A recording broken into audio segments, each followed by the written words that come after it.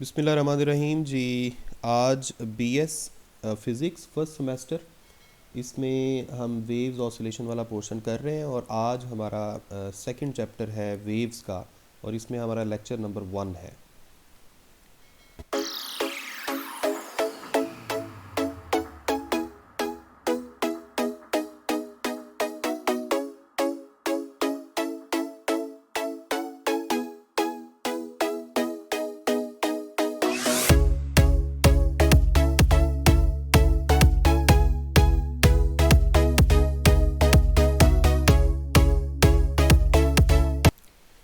जी, तो सामने आपको आपका आज का जो लेक्चर है उसमें जो हमने पढ़ना है वेव के बारे में वो नज़र आ रहा है। ये चैप्टर 2 है जो आज हम स्टार्ट करने लगे हैं। आज हमारा इसमें लेक्चर नंबर 1 है। सबसे पहले ये मैं आपको बता दूं कि ये जो शुरू में हम कुछ चीज़ें पढ़ने लगे हैं ये सिर्फ शॉर्ट क्वेश्चंस वगैरह हैं बेसिक इन्फॉर्मेशन हैं, इंट्रोडक्शन है इस चैप्टर का। वेव मोशन क्या होती है वो कह रहा है discuss its types with reference to medium. सबसे पहले हमने बताना है वेव मोशन क्या है, फिर हमने बताना है कि उसकी टाइप्स क्या है। सबसे पहले वेव क्या होती है, फ़र्ज़ करें आपने पानी का एक कंटेनर है, इसमें आपने एक पत्थर फेंका।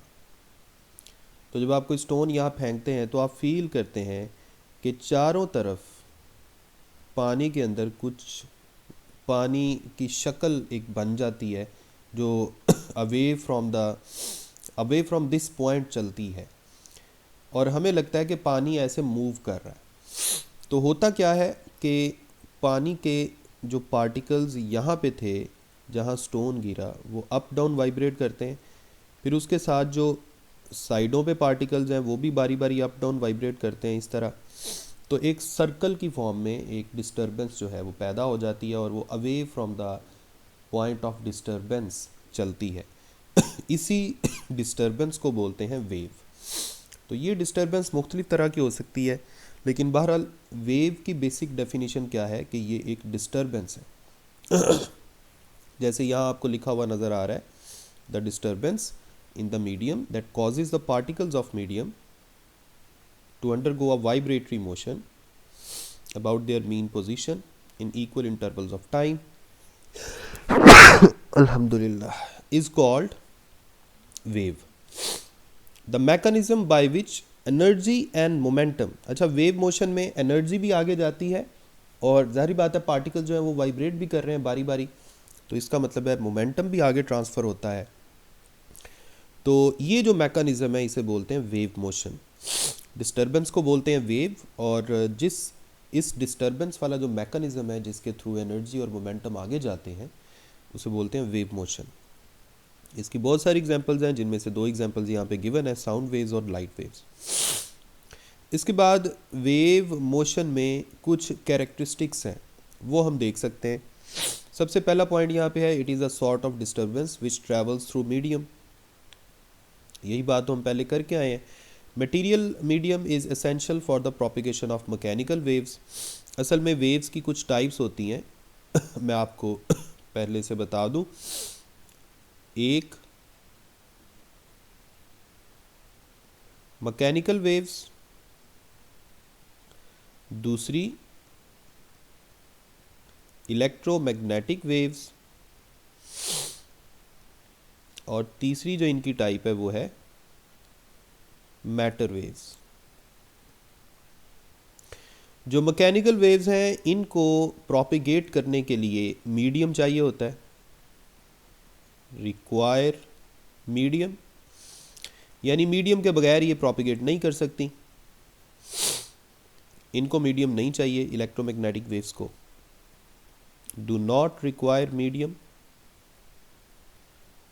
और ये जो मैटर वेव्स हैं ये बिल्कुल वैसी ही वही वेव्स हैं जिनमें जो पार्टिकल्स हैं वो खुद मूव करते हैं एक पॉइंट से दूसरे पॉइंट की तरफ, और जब वो बहुत ज़्यादा स्पीड से ट्रैवल कर रहे होते हैं तो उनके साथ एक वेव एसोसिएट हो जाती है। That wave is called matter wave, जिसके बारे में हमें डिब्रोगली ने सबसे पहले बताया था।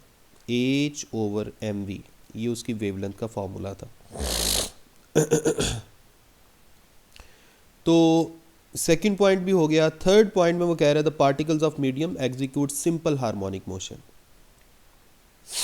वेव में असल में क्या होता है, सारे पार्टिकल बारी बारी सिंपल हार्मोनिक मोशन से वाइब्रेट कर रहे होते हैं। अभी आगे चल के हम कुछ एग्जांपल्स भी देखेंगे, तो फिलहाल हम सिर्फ इसकी एक थ्योरी सी देख रहे हैं। There is a continuous phase difference among successive particles of the medium.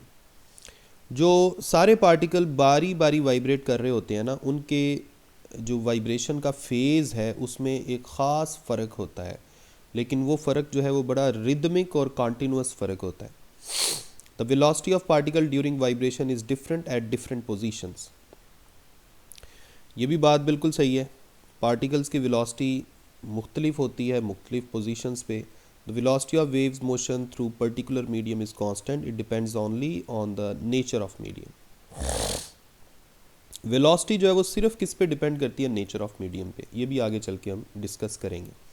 Energy is propagated along with the wave motion without any net transfer of medium, यानी मैस ट्रांसफ़र नहीं होता लेकिन एनर्जी ट्रांसफ़र होती है। यानी एक पार्टिकल अपनी energy दूसरे को ट्रांसफ़र करता है, दूसरा तीसरे को ट्रांसफ़र करता है, अप टू सो ऑन। इसके बाद आ जाते हैं मैकेनिकल वेव्स के ऊपर। अभी जैसे थोड़ी देर पहले मैंने आपको बताया कि मैकेनिकल वेव्स क्या होती हैं, ऐसी वेव्स जिनको प्रोपिगेट करने के लिए मीडियम की ज़रूरत होती है, need medium for their propagation. Mechanical waves की एग्जांपल है वाटर वेव्स, साउंड वेव्स। हम जानते हैं साउंड वेव्स जो हैं ये खला में नहीं चलती। अगर मैं चांद पे जाके बोलना शुरू कर दूं तो मेरी आवाज़ कोई नहीं सुन सकेगा, क्योंकि वहाँ पे वैक्यूम है, स्पेस है। वेव्स ऑन द स्ट्रिंग, ये भी मैकेनिकल वेव्स की एग्जांपल है। रस्सी के अंदर आप वेव्स पैदा करते हैं। मैकेनिकल वेव्स को दो कैटेगरीज में डिवाइड किया गया है, एक ट्रांसवर्स वेव और दूसरा लॉन्गिट्यूडनल वेव्स। अब ये जो ट्रांसवर्स वेव्स हैं ये क्या है, फ़र्ज़ करें आपने एक रस्सी है, उसको आपने एक दीवार के साथ बांध दिया, ये, और दूसरी तरफ खड़े होके अब मैं ऐसा करता हूँ, इस रस्सी के ऊपर जो पार्टिकल्स हैं ना उनको कोई नाम दे देता हूँ, जैसे पार्टिकल 1 2 3 4 5 6 7 8 9 10, काफ़ी सारे नाम दे दिए। अब ये जो बिल्कुल एंड पे सबसे पहला पार्टिकल 1 है, फ़र्ज़ करें आपने इसको अप डाउन फिर मज़ीद डाउन और फिर अप, यानी आपने इसको इस तरह का जर्क दिया कि पूरा एक वाइब्रेशन कंप्लीट हो, वर्टिकली अपवर्ड एक वाइब्रेशन कंप्लीट हो। तो होगा क्या, सबसे पहले ये वाला पार्टिकल ऊपर जाएगा, उसके साथ उसके पीछे पीछे ये वाला पार्टिकल होगा, उसके पीछे पीछे ये वाला होगा। तो ये सारे पार्टिकल्स एक दूसरे की मोशन को फॉलो करेंगे। जब ये एक दूसरे की मोशन को फॉलो करेंगे तो नेट रिजल्ट क्या निकलेगा, रस्सी की शक्ल क्या बन जाएगी, ये मैं अब आपको बताता हूँ। जैसे मैं अगली डायग्राम बनाता हूँ, इसमें आपको कुछ ज़्यादा बेहतर समझ आ जाएगी। फिर देखें कुछ ऐसी रस्सी की शक्ल बन जाएगी। इस शक्ल में क्या हुआ है, पार्टिकल 1 बिल्कुल ऊपर जा चुका है, पार्टिकल 2 उसके पीछे पीछे ऊपर यहाँ तक पहुँच गया, पार्टिकल 3 यहाँ तक पहुँच गया, पार्टिकल 4 जो है वो अपनी मोशन स्टार्ट करने ही वाला है। सही हो गया। अब पार्टिकल 1 ने मज़ीद ऊपर तो नहीं जाना क्योंकि हमने सिर्फ यहाँ तक उसको झटका दिया था। अब पार्टिकल 1 हमारे हाथ के साथ साथ नीचे आने पे मजबूर है। तो पार्टिकल 2 जो है ये पहले पार्टिकल 1 की एक्सट्रीम पोजीशन तक पहुंचेगा और उसके बाद नीचे का सफ़र शुरू करेगा। मैं अब दोबारा नेक्स्ट पिक्चर थोड़ी सी बनाता हूं कि इसके थोड़ी देर बाद जो शक्ल सूरत है डायग्राम की वो कुछ ऐसी हो सकती है। ये देखें, पार्टिकल 1 जो है ये एक्सट्रीम पोजीशन से होके वापस आ चुका है। पार्टिकल 2 भी उसके पीछे पीछे एक्सट्रीम पॉइंट पे गया, फिर वापस आ गया। पार्टिकल 3 भी वापस आ चुका है, पार्टिकल 4 भी आने लगा है। पार्टिकल 5 फ़र्ज़ करें अपने एक्सट्रीम पॉइंट पे इस वक्त पहुंचा हुआ है। पार्टिकल 6 जो है इसके पीछे पीछे जा रहा था, 7 8 इस तरह। इस वक्त इन सारे पार्टिकल्स की डायरेक्शन ऑफ वाइब्रेशन क्या है, अगर आप गौर करें, मेरी बात को साथ साथ फॉलो करें। पार्टिकल 1 इस वक्त नीचे आ रहा है, पार्टिकल 2 भी नीचे आ रहा है, 3 भी नीचे आ रहा है, इनके पीछे पीछे 4, 5 ने भी थोड़ी देर बाद नीचे आना है, लेकिन 6 ऊपर जा रहा है, 7 भी ऊपर जा रहा है, 8 भी ऊपर जा रहा है। इसके पीछे वाले जितने भी पार्टिकल्स हैं वो ऊपर जाएंगे। इस तरीके से अब अगर आप थोड़ी देर बाद की पिक्चर बनाएं तो आपको कुछ ऐसी पिक्चर मिलेगी। यानी वेव का ये वाला जो हिस्सा है, राइट वाला, ये ऊपर जाता जा रहा है, और ये जो लेफ्ट वाला है ये नीचे आता जा रहा है। इस वक्त आप गौर करें, पार्टिकल 1 यहाँ पे है, 2 यहाँ पे, 3 यहाँ पे, 4 फर्ज करें यहाँ पे, 6, 7, 8। मैं रैंडम पार्टिकल ऐसे ही बनाता जा रहा हूँ, कोई स्केल नहीं है इनकी पोजीशन को डिस्क्राइब करने के लिए। 1 ने नेक्स्ट इंस्टेंट में दोबारा ऊपर जाना है, 2 ने भी इसके पीछे पीछे ऊपर, 3 ने भी, 4 पहले नेगेटिव एक्सट्रीम तक पहुँचेगा फिर ऊपर जाएगा, ये भी नीचे पहुँचेंगे फिर ऊपर जाएंगे। अब आप इन सारी डायग्राम्स को इकट्ठा देखें। सारी डायग्राम को इकट्ठा देखने पे आपको कुछ आइडिया हो जाएगा कि असल में हो क्या रहा है। असल में वेव की जो डायरेक्शन ऑफ प्रोपेगेशन है, यानी देखें पहले पहला पार्टिकल डिस्टर्ब हुआ, फिर दूसरा, फिर तीसरा, फिर चौथा, तो डिस्टर्बेंस किस तरफ ट्रांसफ़र हो रही है, इस तरफ, यानी वेव इस तरफ जा रही है। और पार्टिकल्स की वाइब्रेशन किस तरफ है, अप डाउन, यानी इसके परपेंडिकुलर। ऐसी वेव्स जिसमें पार्टिकल्स की वाइब्रेशन और डायरेक्शन ऑफ प्रोपेगेशन एक दूसरे के परपेंडिकुलर होते हैं, ऐसी वेव को हम नाम देते हैं ट्रांसवर्स वेव। तो ये ट्रांसवर्स वेव की बेसिक डेफिनेशन है जो मैंने आपको बता दी है। एग्जाम्पल्स आप ढेर सारी दे सकते हैं। अब इसमें इक्विलिब्रियम लाइन से जो ऊपर वाला पोर्शन होता है, ये देखें, इक्विलिब्रियम लाइन से ये जो ऊपर वाला पोर्शन है इसे क्रस्ट बोलते हैं, और इक्विलिब्रियम लाइन से नीचे वाला जो पोर्शन है इसे ट्रफ बोलते हैं। ये जो दरमियान में ये मैंने लाइन लगाई है ये असल में इक्विलिब्रियम लाइन है, क्योंकि यहाँ से जब पार्टिकल गुजर रहा होता है तो वो समझें अपने मीन पॉइंट से गुजर रहा है। वेवलेंथ क्या है? ये देखें, हमने एक ट्रांसवर्स वेव जो है ये बनाई है। इसमें 2 कंसेक्यूटिव क्रस्ट के दरमियान डिस्टेंस, कंसेक्यूटिव का मतलब है साथ साथ वाले, या 2 कंसेक्यूटिव ट्रफ के दरमियान डिस्टेंस ले लें, ये वाला,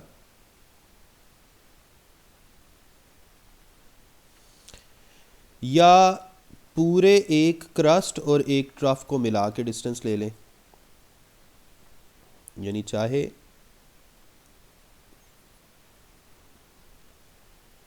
ये सारा डिस्टेंस पूरे एक साइकिल का,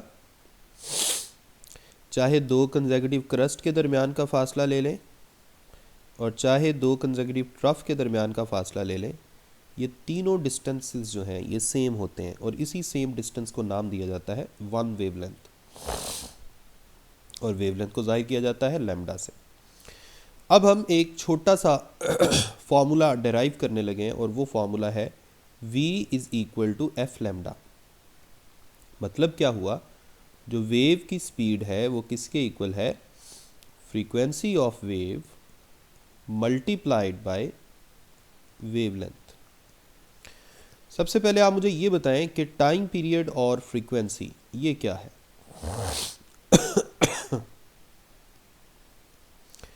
टाइम पीरियड है जी time to complete 1 cycle, 1 complete cycle, एक साइकिल में क्रस्ट और ट्रफ दोनों आ जाते हैं। और फ्रीक्वेंसी क्या है, number of cycles in 1 second. एक सेकंड में जितने भी साइकिल गुजरते हैं किसी एक पॉइंट से, उसको हम बोलते हैं फ्रीक्वेंसी। तो फ्रीक्वेंसी और टाइम पीरियड में क्या रिलेशन होता है ये हम जानते हैं, दोनों एक दूसरे के रेसिप्रोकल हैं। टाइम पीरियड का ऐसा यूनिट है सेकंड, और फ्रीक्वेंसी का ऐसा यूनिट है हर्ट्ज, और हर्ट्ज किसके इक्वल होता है, साइकिल पर सेकंड। ठीक हो गया।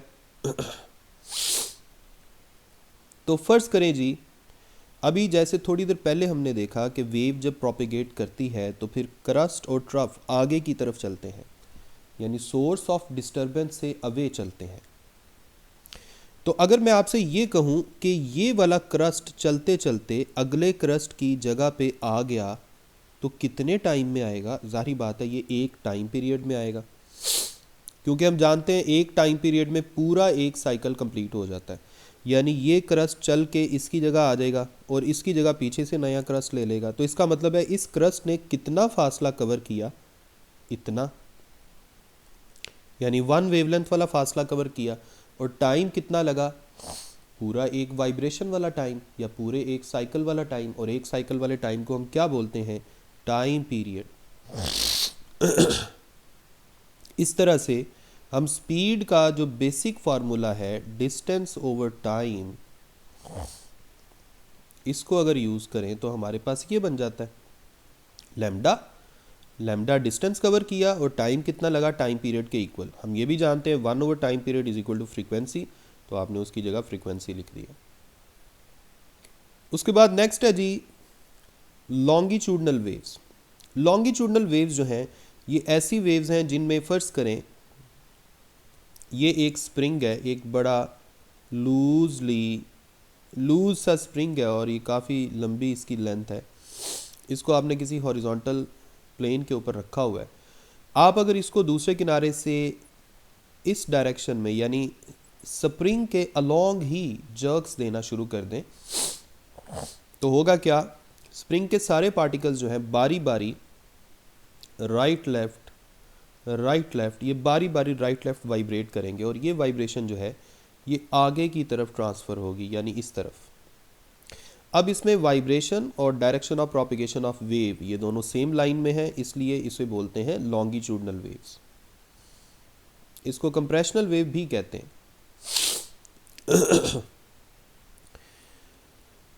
अब इसमें जब किसी एक वक्त में आप स्प्रिंग को देखेंगे तो आपको स्प्रिंग की शक्ल कुछ ऐसी नज़र आएगी। कुछ हिस्सा इसका कंप्रेस होगा, कुछ हिस्सा इसका एक्सपैंडेड होगा। जो कंप्रेस्ड हिस्सा है इसे कंप्रेशन बोलते हैं और इसका जो हिस्सा फैला हुआ है जिसमें पार्टिकल्स की डेंसिटी ज़्यादा कम होती है उसको रेयरफैक्शन बोलते हैं। एक कंप्लीट कंप्रेशन और एक कंप्लीट रेयरफैक्शन, इसका फासला ले लें, 2 कंसेक्यूटिव रेयरफैक्शन का फासला ले लें या 2 कंसेक्यूटिव कंप्रेशन का फासला ले लें, ये बिल्कुल सेम होता है और इस सेम डिस्टेंस को नाम दिया जाता है 1 वेवलेंथ। ठीक हो गया? अगर हम ये देखें कि एक रेयरफैक्शन और एक कंप्रेशन ने कितना फासला कवर किया है, तो जैसे मैंने आपको बताया कि ये टोटल डिस्टेंस 1 वेवलेंथ है, तो ये आधा कितना होगा? अल्हम्दुलिल्लाह, आधा डिस्टेंस कितना होगा? λ/2। ठीक हो गया? इसके बाद है इलेक्ट्रोमैग्नेटिक वेव्स। इलेक्ट्रोमैग्नेटिक वेव्स के बारे में मैं पहले भी बता चुका हूँ कि ये ऐसी वेव्स हैं जिनको किसी मीडियम की ज़रूरत नहीं पड़ती प्रोपेगेशन के लिए। तो इससे पहले आपने इलेक्ट्रोमैग्नेटिक वेव्स पढ़ी भी हुई हैं। एक्स रेज से शुरू करके, एक्स रेज से ऊपर होती हैं माइक्रोवेव्स, इंफ्रारेड, उसके बाद विजिबल रीजन शुरू हो जाता है रेड से चल के वायलेट तक, उसके बाद अल्ट्रा वायलेट, फिर एक्स रेज और गैमा रेज। ये सारी जो है ये इलेक्ट्रोमैग्नेटिक वेव्स हैं। मैटर वेव्स के बारे में पहले आपको बता चुका हूँ कि इसका कॉन्सेप्ट जो सबसे पहले डी ब्रोगली ने दिया था और मैटर वेव जो है इनकी वेवलेंथ का ये फॉर्मूला होता है। तो आज के लेक्चर में इतना ही था। नेक्स्ट लेक्चर में इंशाल्लाह हम वेव मोशन को डायमेंशंस के लिहाज से डिस्कस करेंगे। चलें जी, अपना ख्याल रखें, अपनी दुआओं में मुझे याद रखें। अल्लाह हाफिज़।